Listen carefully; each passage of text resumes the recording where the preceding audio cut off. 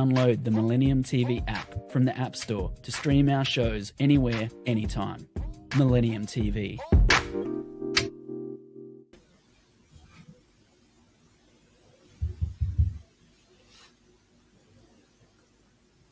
Welcome to Universal Pathways. I'm your host, Curtis Douglas Ill. Our show is brought to viewers worldwide right here on Saturdays from 1 p.m. to 2 p.m. Eastern Standard Time. Today is a little bit different. We actually started a little bit early today from 11 to 12 p.m. Eastern Standard Time on MillenniumTV24.com. Viewers can download the Millennium TV app on their iPhone App Store, Google Play Store for all Android devices. You can also watch us live on Roku, Apple TV, LG TV, Smart TV, Sony Smart TV, and Blu-ray. Amazon Fire, Samsung Smart TV, Horizon Satellite, and beyond boundaries, or go to our website at www.millenniumtv.com. Again, this is Universal Pathways, and I'm your host, Curtis Douglas Ill. Today, I have the opportunity to be in the studio with an author of a very profound book, author RayShawn Abram.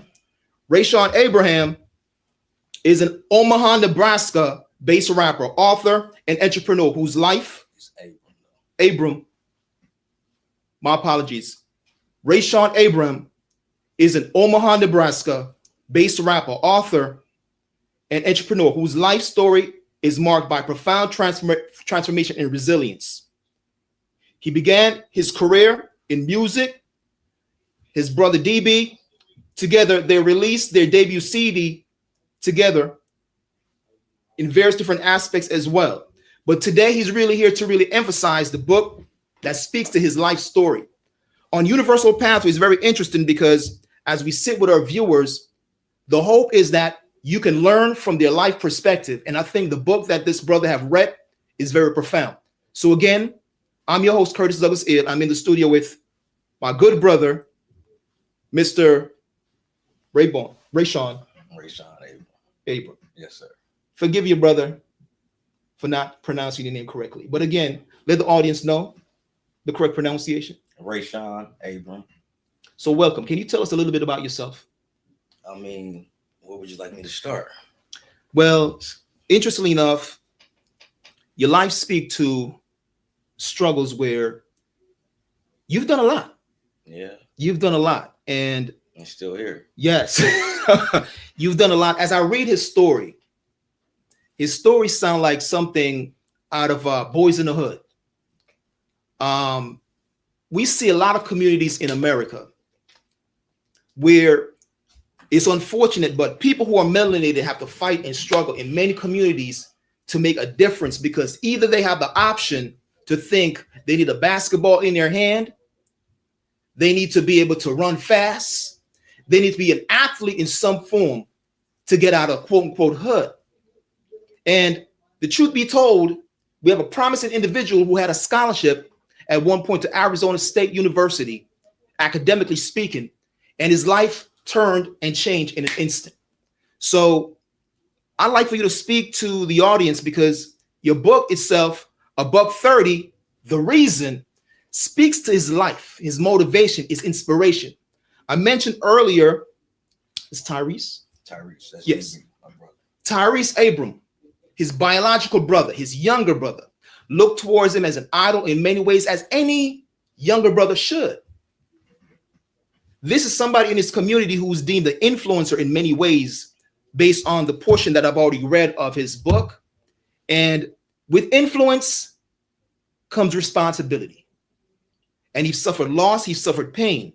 So can you just speak to what transpired in Douglas County where your life changed in an instance?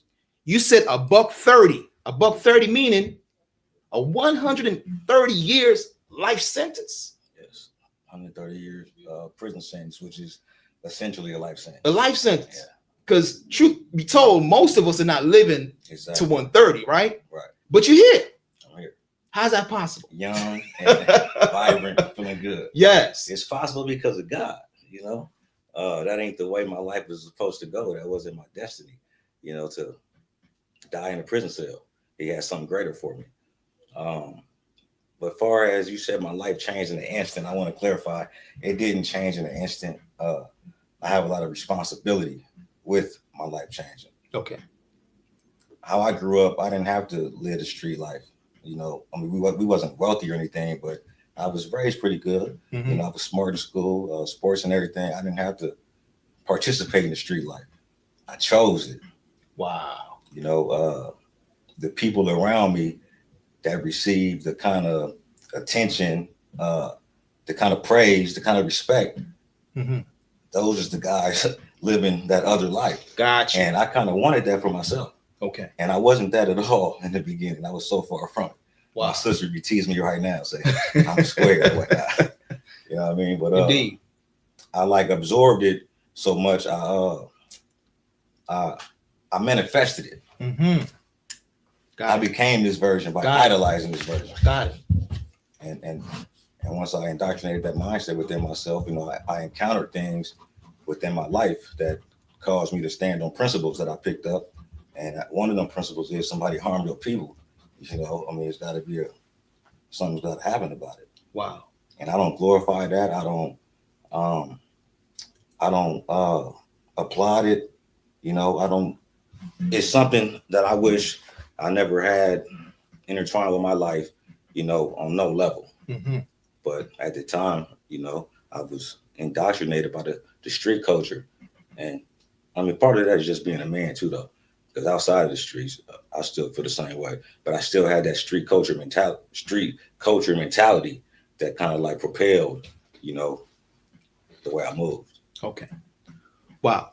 He said some very profound things just now. He said, I manifested it. Pretty interesting. And I agree with you totally. Growing up in life, we all want to be respected. And those who we look towards, impressionable youth, whoever gets the respect the most, that's who we idolize. And that's the truth. Now, with us as melanated people, and I speak to that profoundly, a lot of times there's a breakdown in the communication in the household. What was the household for you like growing up? Was the father and mother together? Not at all. Okay. You know, my pops left when I was young, served some prison time, selling weed or whatnot. And when he got out, he didn't come back home. I don't know if he could or not. I don't think he could. But he didn't come back home. And then, you know, while after that, he moved out of town. So while we always had that natural father-son bond, the daily teachings that one would receive from a father, I didn't receive. Gotcha. You know, and so moms did all that she could, but she's a female, mm-hmm. you know, and mom's got to work. That's right. So the time that she's not there, you know, I mean, we were being taught from our environment. Well said. Well said. So clearly, you look towards ones in the street who you then idolize and respect to prove your manhood. To prove my manhood. When I said to prove your manhood, identifying as it pertains to what it means to be a man. I felt like my feeling of importance. I've always felt, I don't want to sound arrogant or nothing. No, please. But I've always felt I was somebody great. Gotcha. With high purpose, not normal. Got you know what I mean? And then I'm losing my train of thought. What were we just speaking on? Basically, we spoke about just who influenced you to become a man. You basically was basically saying. Okay, yeah. So I got my feeling of importance from that kind of, I don't know, stature. Gotcha. Or whatever. Yes. And that's how I gained the stature, is being like that. Got it. On the inside, I felt like, I don't know, just good. Just I got an important journey. Mm-hmm. You know, I'm supposed to do something great. And yeah. So to do something great, truth be told, your book is something great, my brother. I appreciate it. And what I mean by that is, when one write a book, any author put out a book, it takes work, it takes passion, it takes motivation. Your brother inspired you in many ways. You went at some point even into rapping. We know we're not here to discuss that aspect of you. You're very dynamics in the things that you do. But in speaking about this 130 years, we're seeing that there might be a technical difficulty as it pertains to the live. I'm going to keep talking because on our screen here, it seems as if we're not quite on the air right now. But if we are, we're going to keep talking just in case it's just something within the studio itself. So again, I think we're back. Thank you for that clarity. Interruptions do happen. Just now in the studio, myself and brother RayShawn was speaking. He speaks about a lot of hiccups that happened along the way here. I believe you said your Airbnb got canceled. Oh, yeah. So on the way here, I done made it from one destination to DC. And when I get to DC, I get the phone call saying the Airbnb got canceled. Like, what the hell? Like, I'm about to be there. Where I'm gonna stay at. So now I'm waiting on my guy handling it though. Okay. So I trust that it's gonna get resolved. I ain't got to worry about it, stress about it. So now, while I'm waiting for that to get resolved, I go to get ready to board my plane, and we get a delay, message. We're gonna board in 30 minutes or something. Bam.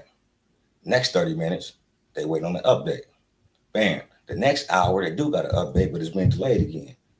Bam. After the next hour, they strung us along. Yes. Long story short, I was in a DC airport all day yesterday.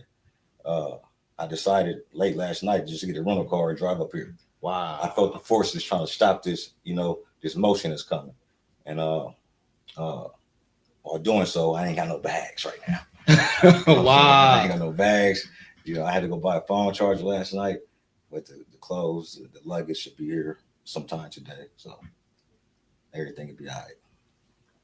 Well, I say what you're saying, speak to your persistence and your drive, your motivation. And whatever technical difficulties we might have even had, even here in the studio, we're going to keep it rolling. I got to say this, man. Yes. See, when these kind of things happen, in my opinion, it's confirmation that you're on the path to doing something great. Mm-hmm. You know what I mean? Because the oppositional power in the atmosphere in the universe is trying to stop where we're going. Indeed. And he only trying to stop where we're going because where we're going is somewhere he don't want us to be. Yes. You feel me? Yes. But if it was easy, we'd be going the wrong way. So this is just confirmation for me. I like the flight getting delayed multiple times and canceled. I like the Airbnb getting canceled. You know what I mean? Mm-hmm. I like having no clothes right now. Mm-hmm. It's all confirmation that if it ain't a hurdle on the path, it ain't the right path. Interesting you said that. I was speaking to the CEO of Millennium TV, and pretty much similar scenario. My notes, a lot of things I left on the desk, but we're here. The key word to today's interview is manifest, and I'm going to really go into that word, manifest. He said manifest. He manifested it. Who he looked up to, he manifested. The life he lived, he manifested. And right now, he's in the process of manifesting a life that pertains to letting ones know about his journey, honoring his brother, and at the same time making a difference to his community and being an example. Can you speak to the true motivation behind what you're doing right now, and where do you see yourself going with the book? I think there's rollouts to the book itself. In reading the portion of the book, it looked like you got a movie here in many aspects. Can you speak to that? I actually prefer a series, but I like a movie too. But I mean, I feel like the extent of adversity that somebody go through, it potentially can create an equal extent of like greatness of prosperity or whatever makes you feel good, blessings. That's right. And considering the extent of my adversity, yes, that's more confirmation. Gotcha. Of the extent of the greatness that is yet to be reaped. So my passion is like I've been given a vision. Mm-hmm. I feel like I have a duty. Okay. And I feel like I can achieve any mission. So I know the mission. I'm gonna keep stepping until I achieve it. My brother My bro passed in 07. Wow. Right now, today, they still try to label it a suicide. Wow. Not a suicide. I got to speak on that real quick. That's right. We get the phone call day after we put the CD out, first CD. We get the phone call. Get over here, bro, trying to hang himself. This is what the girlfriend said. He's trying to hang himself. Go stop him. It sounds like it's in motion. Go stop him. I kind of play it off, and I'm headed over there though, just because of what I heard. As soon as I hang up with sis, the first phone call came from sis. Next phone call came from moms. Mm-hmm. Mom's crying. You know what I mean? It's heavy. I know something's real about the situation. But to speed it up though, and get there, bro laying on the floor just like he's asleep. The girlfriend, everybody crying, but the girlfriend in the back like she watching everybody. You know what I mean? We get to the hospital. She said he hung himself. We get to the hospital. We end up discovering he ain't got no breakage to the skin of his neck. His knuckles is bloody. He got blood under his knuckles. His knees are scraped. We take her phone. She making private phone calls before calling family. And she's receiving a private phone call before calling the cops. Everything is sketchy. My brother, jewelry gone. His money gone. I ain't gonna lie, he had a little bit of weed. That was gone. This wasn't no suicide. And like I say, right now, today, 2025, he passed in 07. They still trying to say he hung himself. So I want to get the message out there. I need to get the spotlight on this. Somebody need to do something about this. My bro need to be the rest in peace. Wow. You mentioned things being beneath his fingernails. Yeah. Yeah. So just based on how things pretty much was there in the setting, there's no way it could have been. And let me go deeper into it. Not to fast forward too much, but I did retaliate. You know, the woman that set him up, you know, I got my get back or whatnot. So you got two cases or whatnot, but she survived. I don't know. She survived. In her case, phone call logs and was checked. Locations was checked. Wow. DNA was taken. All of that. She's a white woman too. I gotta say that part. Oh wow. Yeah. They do all of that for somebody that survived. But my bro, not here no more. He had blood on his knuckles, under his fingernails. Why I didn't test that DNA? She making private phone calls and all of that at a time when he's allegedly hanging himself. Why I didn't check them call logs? Mm-hmm. You know what I mean? I'm saying what they did for this. I'm not racist, but it's just a clear, you know, contrast. They did all of that for this white woman that survived, and none of that for this black man that ain't here no more. All right. Can I share something with you? Talk to me. All right. There was an interview once, right, with Minister Louis Farrakhan. He sat down with a Native American, and the Native American said something that changed his life. I'm going to say something to you today. I think and I hope it has the same impact on you, because clearly you have a genius. You're pretty intelligent. You're pretty bright. And something happened, but you don't quite know what happened and why it happened. I'm going to tell you why it happened. I'm going to tell you why it happened. What Minister Farrakhan was told, and he changed his narrative ever since, was that we didn't came here on slave ships. We were already here. In other words, you as a people, us, we're native to the Americas. I'm going to tell you what that means now. Every time you call a European white, you call him first class. You call her first class. It's a status. Every time you refer to yourself as black, it means you're dead. Similar to more tools. In the eyes of the law, it's political. Now, Section 8, the projects, is created to keep you in the project because you are the project.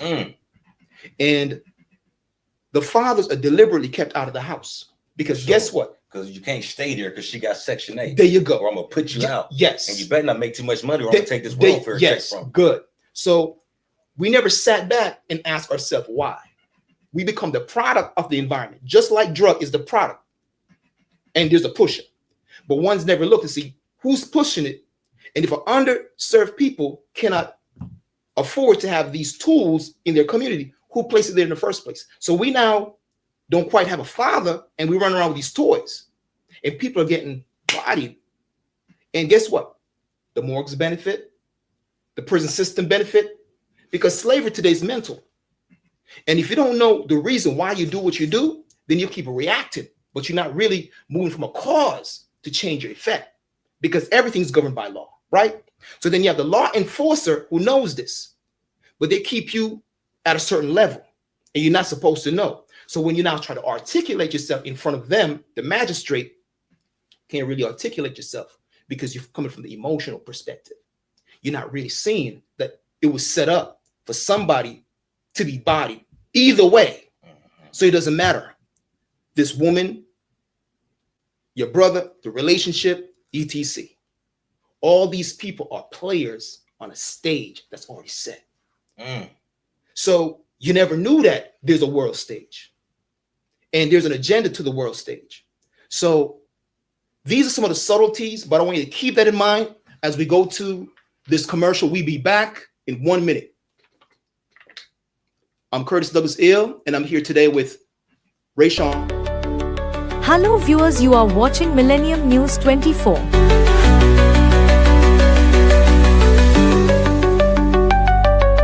America and global villages seen America independence built by immigrants, manufacturers, roads, highways, educations, healthcare, IT, scientists, space, business development to all thousands of multimedia and all major social media platforms and news network in America. Millennium News 24, one of truthfully news networks in America and global news organizations.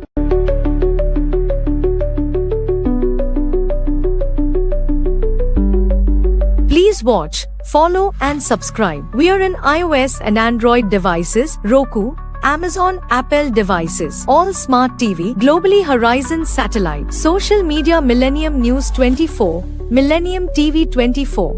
Website www.millenniumnews24.com and www.millenniumtv24.com. Thank you.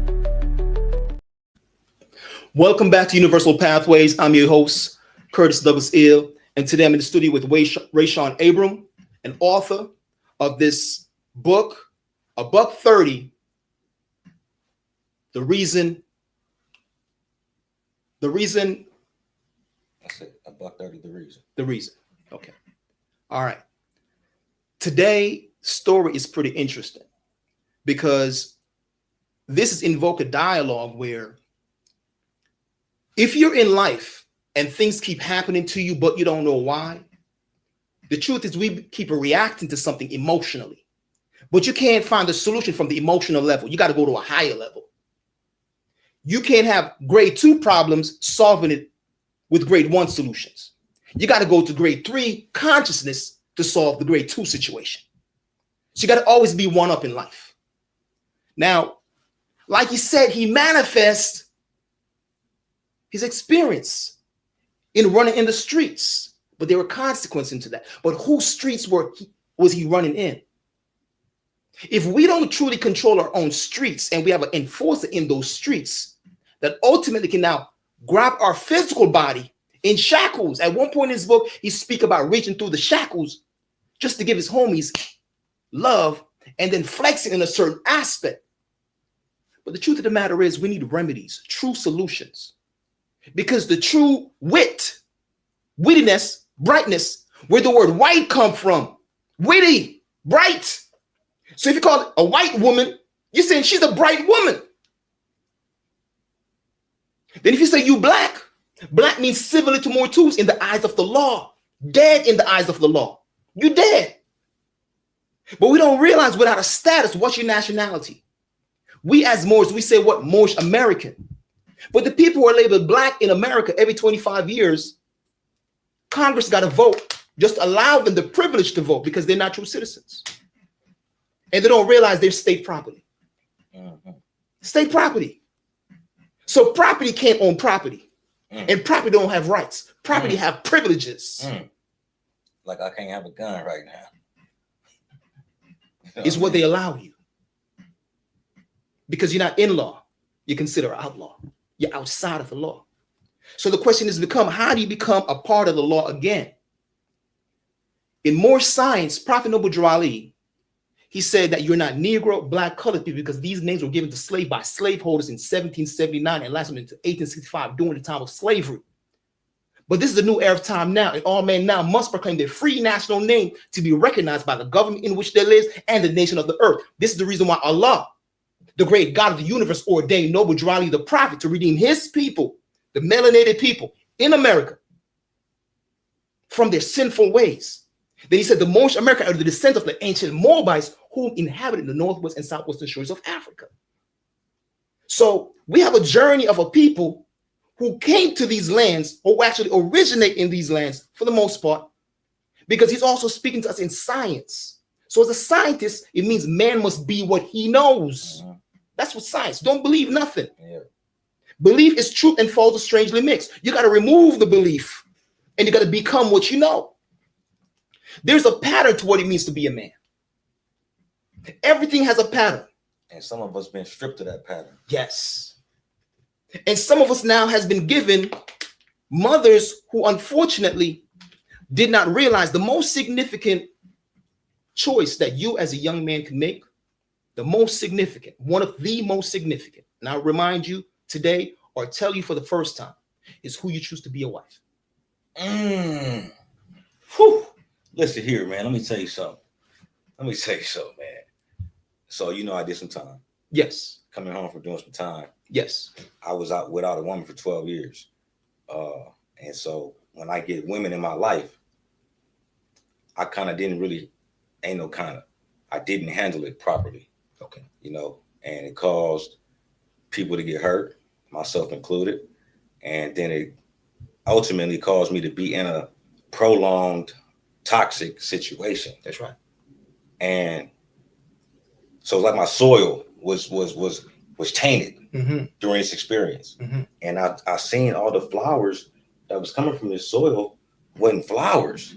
Wow. They were dandelions, and I'm free from that situation now.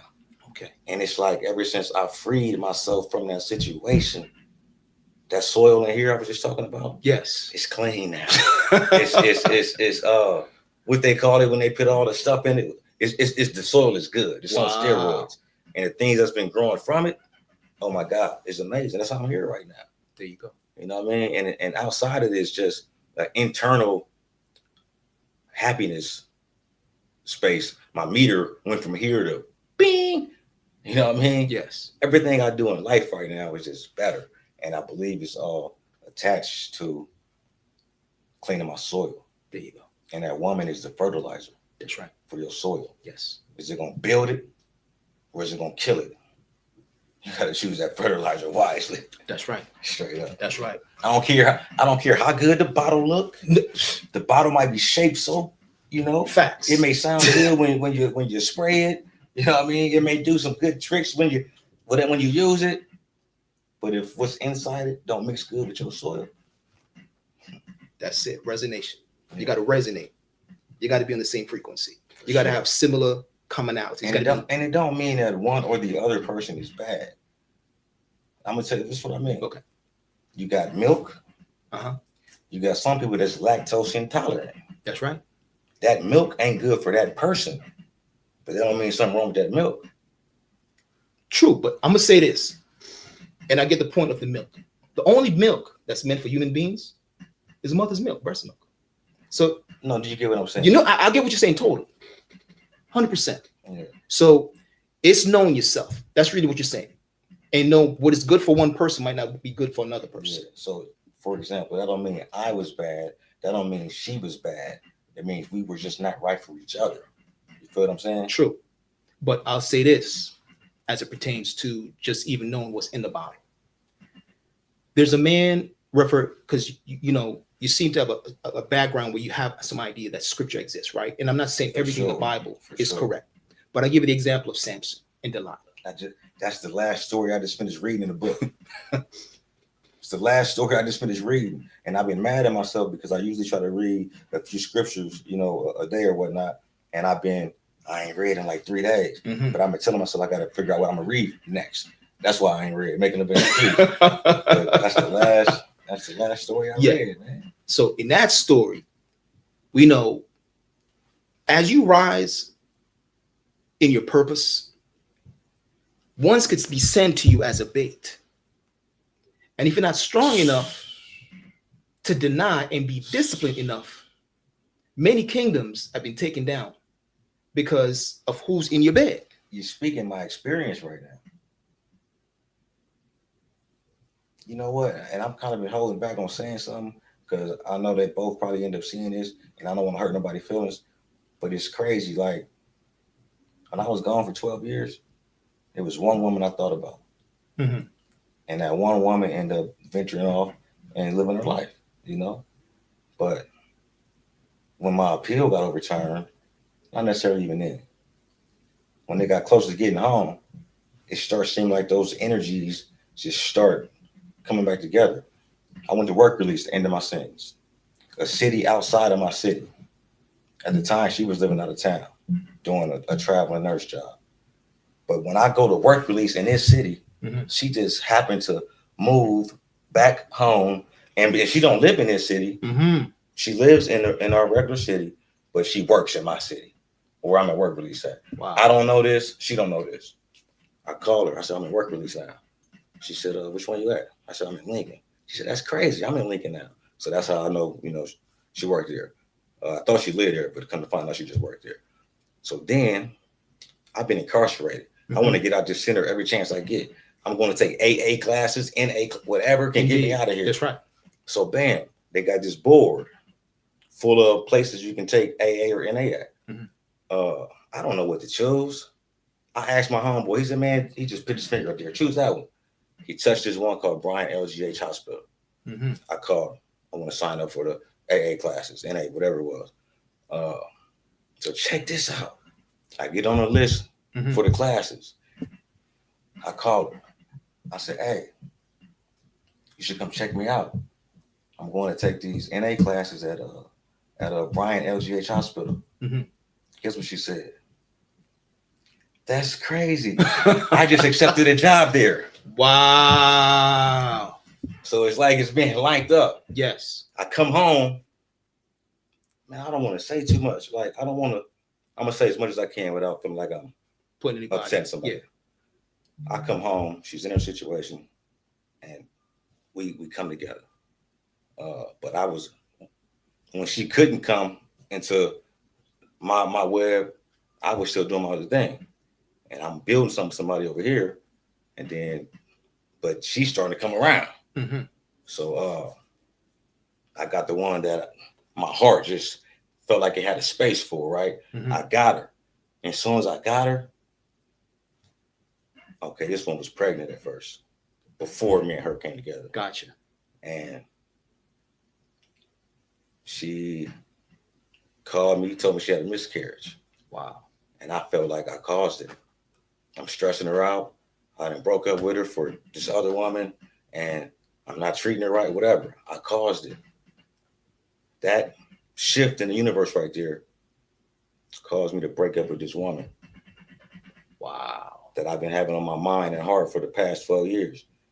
And I feel like, I said I broke up a family. I said, God is punishing me right now. I said, I came home and there was a woman totally free, not in a situation that, was available and whatever. And instead of choosing her, I chose what I wanted. With this woman that already got a family. Wow. You know what I mean? But it's something about the souls, I don't know. And so she left her situation for me. And then my son, who she's pregnant with, she miscarried. Wow. So I'm like, damn, God is punishing me for breaking up a family. I was trying to give you a family and you wanted what you wanted instead of what I was extending to you. And so this was going to happen if you don't want to, follow my lead. So I go back with her for real out of guilt. And I don't mean to say it like that because I did love her also. But it gets real toxic. That's when the soil begins to get dampened and the flowers ain't flowers no more. All right. When I had that thing over here, let me show you something, my good brother. There's power in words. You know that, right? Your name, your last name. Abram is in the Bible. Yeah. Ray, like the sunlight. Yeah. But you know, the one who originated with that name became Abram's son. Abraham. Yeah. The father of many nations. And you call me Abraham in the beginning. Yeah. Right? The father of many nations. And he too had women issues. Right? Right. Now, it is said that he's the father of what? 3 religions right now, whether it be Judaism, Islamism, or Islam, and Christianity. Now, the consciousness that goes with that name, you go through a transition consciously. So to change your current situation, the elevation from the perspective of the discipline to be a man of principle, where you clearly said 12 years. What's the science of the number 12? 12 years. You hear 12 steps, Jesus and his 12 disciples. You know what I mean? 12 hours of day, 12 hours of night. The sun at 12 o'clock, you no longer casting shadows, right? You now got your halo. You should be walking in your prime because you've had years. You did 12 years, right? Instead of the 130. Exactly. Think about that. I gotta get on how that happened. But you see what I'm saying? I'm just giving you some of the signs of the numbers that surround you. For sure. Right? Yeah. Now, in life, we all have opportunities to learn from the situations. So as you go through and you reflect now, because reflection is the business of man. For you to improve up in your life, you got to go back into your own archives and say, what am I doing differently? Because the definition of insanity is to keep doing the same thing over and over again and expect a different result. But it's not really God who's doing these things. It's the decisions that we make. Because God gave us the capability because we're co-creators. We create our own. For sure. You know, our heaven or hell is a state of mind. I said the same thing. But go ahead. Here. Yes. It's here. Yes. You're in heaven. You're in hell while you're here. Right here. And I feel like I'm in heaven right now. There you go. I'm trying to tell you, man. Straight up. There you go. But you said you want to expound upon how did you get into not serving the 130 years in a situation now where, like he said, he and his brother, they had a record label, release an album together or a single together. Within a day, he's gone. And who, quote unquote, unalive him, right? We got to use that word now, right? You're saying he was dating this European lady, right? Yes. So he was dating this European lady who... Dad, best friends with a local detective. Wow. I know what happened. But you see, you can know all that stuff, but it's about a club. If you're not in that club, Exactly. You do not get those privileges. Exactly. And that's what I was saying. One, certain status, eventually, as you continue your study and your journey, you need to change how you move and how you connect yourself and how the world views you. Because how you now shift your name, just like Abraham, the trajectory of his life changed once he went to Abraham from Abram. Yeah. And I'm just here to let you know you have the same pattern that you can follow. Yeah. But you have a choice. For sure. Does that make sense? For sure. So we've been given patterns, we've been given solutions. That's what it said, universal pathway. It's about the universal. Once you come into the one aspect to realize the great universal creator does not give to one and not the other. You're a thinking man. You were sharp. You had a full scholarship, a full ride. A fork came in the road. Instead of going right with the scholarship, you went left. You get what I'm saying? So start to just look at it from that perspective. So as you speak now into the reason why it's 12 years versus the 130, just kind of expound upon that now. What are some of the decisions that you were doing differently to really shift the outcome? Because you must have done something different. It's just not random. So I'm going to answer that the best way I believe I can. First of all, I feel like manifestation was a huge role in this. So listen, I'm going to be transparent. When I first go down, 130 years, I'm living like a convict. Okay. I'm not really worried about following the rules and all of that. So I would get things delivered in, and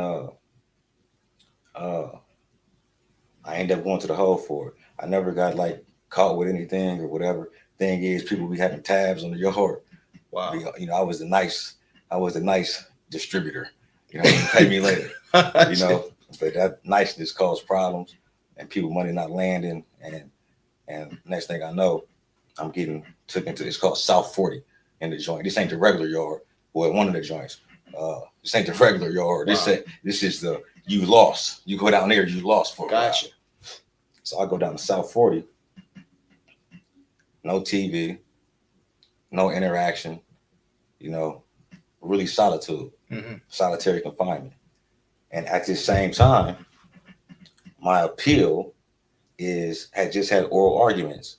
So I'm now waiting on a decision on my appeal. I ain't got no TV. I'm just in there daydreaming every day, day after day. I see myself, breaking news, Abram, convictions overturned. Wow. I see myself, the guards coming to tell me, Abram, pack it up. I see myself walking across the yard, you know, people waving bye to me or whatnot. I see myself stepping outside the gates, you know, outside the front doors of my family there. And I'm hugging them and happy. You know, I see myself going to the cell phone store to get my, you know, my first phone. I see myself going to the barbershop. I had hair in, you know what I mean, to get fresh. I seen it all and I felt it all as if it was really happening. This was a daily exercise, not even on purpose. This is just I ain't got no TV. Wow. You know what I mean? So long story short, decisions for appeals come out on Fridays. So now after the 45 days in the hole, I did get my TV. First 45, no TV. So every Friday I'm watching the news to see if I'm on there, to see if I won. Long story short, a few months down the road, it's a Friday before the news come on up. The guard come down to my room with a bag. The hell? She said, Abram, pack it up. I said, what's going on? So she walked off. She wouldn't tell me. I said, oh shit, it's Friday.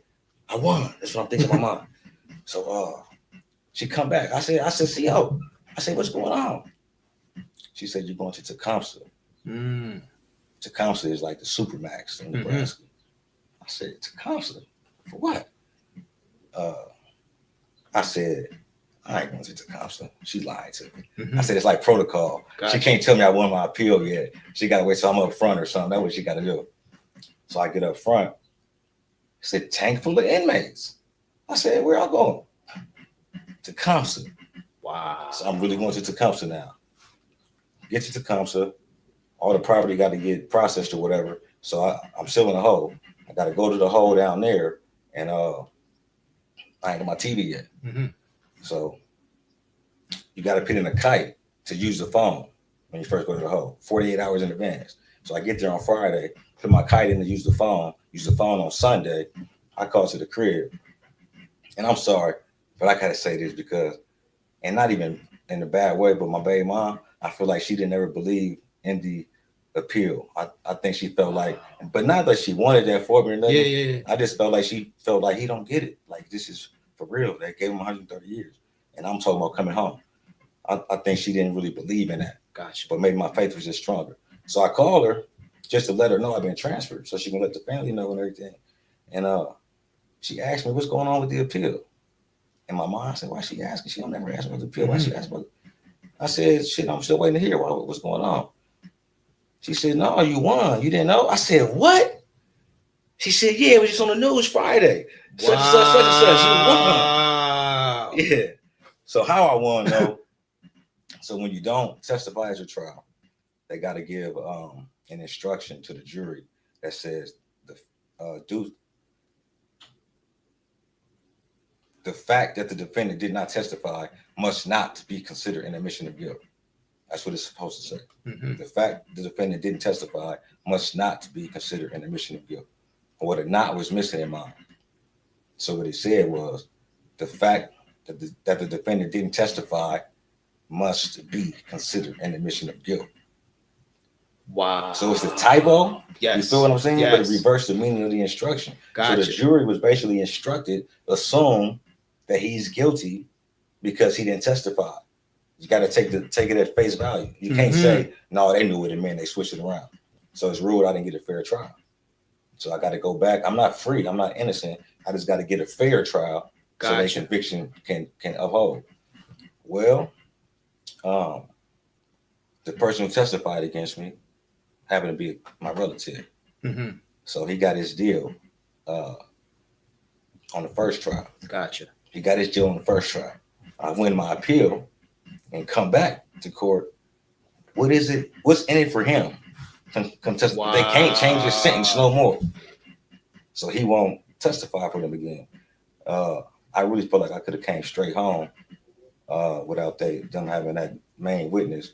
But they were saying things like they could use the transcripts from the previous trial, like for his testimony. And my lawyers was like, well, we get to cross-examine him. They said he's already been cross-examined in the previous trial. It was some BS if you ask me, but it was still that possibility of receiving 130 years again was in my back there somewhere. That's right. And so, but still though, I kept denying the plea deals. My mom came down to the jail crying and really made me take the plea deal.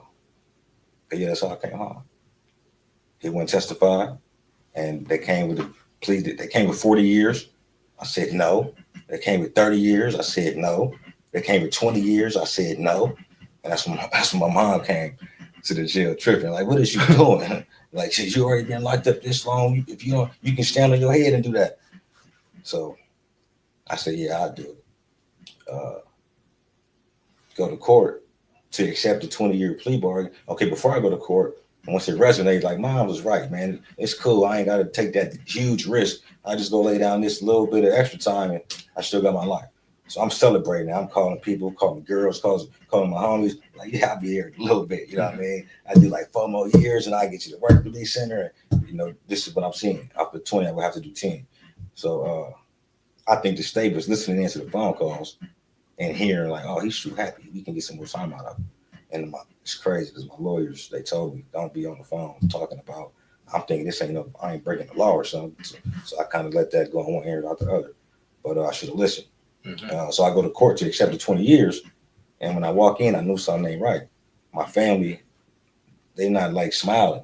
Wow. Their energy ain't like, like, hey, happy to see it. Like, they sad. Shit. Yeah. I thought we just hit a breaking point. We just, got my life back. So when I sit down, one of my lawyers lean into me and say, the victim's family don't approve of the plea bargain. So now 130 is a possibility again. Wow. But really, I don't think it was the victim's family. I think it was me on that phone, happy. And they, gauging me and like, oh, we can get some more time out of it. Gotcha. So boom, I leave, go back, to the county jail or whatnot. My lawyers come see me. They say 30 years, nothing less, or we're going to trial. I said no. My mom, she bring my baby mom with her this time. My mom, my baby mom come down to the jail. They crying on me. I cried with them. Like, man, I got too much in life to do. I'm not going down for no 30 years. I'm going to trial. But, they get emotional. And I'm basically like, say, F it, I'm going to sacrifice some dreams I got to appease them. So I'm going to take this time and I just have to live a different kind of lifestyle, when I finally do get out. So I told them I'd take it.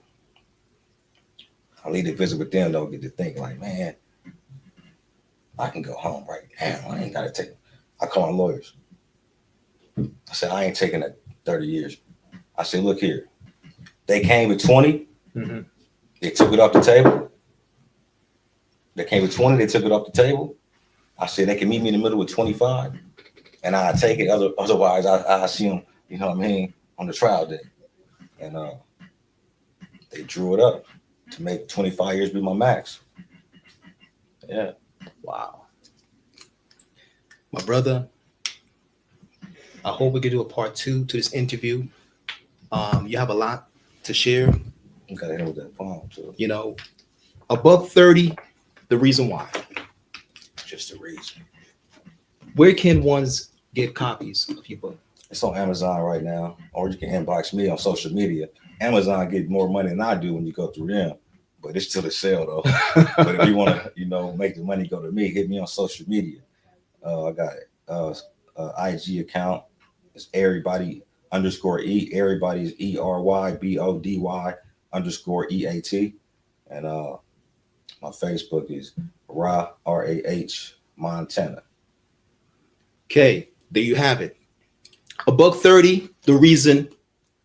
Profound book, the story about RayShawn Abram, his growth, his reasons to be the man he's transforming into today. And I'm truly honored to at least have this portion of the interview. It is our hope to possibly do a part 2 to see his progress and everything that he's doing. Any last words to anyone listening in who might have been in similar situations such as yourself? What advice would you give youth who are at that crossroad where they could do something positive, but the influences of such where they might go a different direction? What I'm gonna do is I'm gonna give the youth this spoken word piece I got. Okay, go ahead. It's called The Game. I never knew how much I never knew until I found out what I didn't know, and what I didn't know was heavy too. See, I was conditioned not to listen. My disposition came from players, because on the north side of Omaha, Nebraska, the ghetto, we perceive knowledge as being for squares. Gangster aspirations, proclamations never modest. So I was like, man, F my education. I'd rather sell narcotics. When it could have been a different product, perhaps one that wasn't illegal, but instead of a mansion and a Bentley, I just want to go Dayton's on the Regal. Hood certified? Nah, hood confined. See, I couldn't escape the perimeters of my subdivision, nor expand the perimeters of my mind. I thought it was adapt or collapse, and so I chose to conform, not knowing that in order to transcend, the first thing you got to do is transform. A ghetto lesson, retrogression, the essence of success. But when you metro dwelling and all your kin folks is felons, look, it seems like ain't many options left. Tell me, how does one begin a quest without proper navigation, or the realization that thought creation is just as real as the law of gravitation?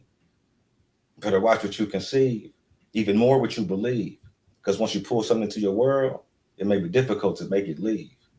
I know it seems that we're subdued by the oppressors, and so stretchers usually find us, but our kind, we thrive off pressure, the same thing that creates diamonds. It's the encounters of our lows that guides us to a higher state. Besides, even metal must go through fire before it's cast into its desired shape. But they don't feel me. They'd rather kill me. My own people see me and frown. I'll be like, damn, dog. How we supposed to see the upside when we strive so hard to be down? P. A tool that holds us down. Maybe that's why we call it a strap. A trick to send us to prison or up under the ground. Have kids growing up without their daddy around. Maybe that's why we call dope houses the trap. Signs and symbols is for the conscious mind. It'd be wise to pay attention. If you got ears, then homie, hear. But sometimes you got to use your eyes to listen. Listen. The overall mission is a composition of cooperation instead of competition. How about birthdays instead of funerals, or more college instead of prison? Because separation breeds desperation, and then premeditation of murder. But elevating creates celebrations and mutual love for one another. Doing the same thing and expecting new results only makes us insane. See, our problem is we think we win when we don't get caught. But really, only losers play the game. Wow. Well said, my good brother. I'm gonna say a couple shout outs, man. Yeah. And I appreciate your time, your stage. Shout out to everybody back home, the fam band, my babies, Destiny, Desiree, moms, my sisters, Gentlemen's Club, everybody eat. You know what I mean? My guy Bud about to smash Canelo in September. You know, K-Town. being a integral piece in connecting these dots. You know what I mean? John Blassingame, Millennium News, 24, and my guy Boston Rob, understanding behind the wheel with this move. Again, we're in the studio with RayShawn Abram. I'm your host, Curtis Douglas Ill. Thank you for all the viewers, and definitely check out his book online. My brother, beautiful.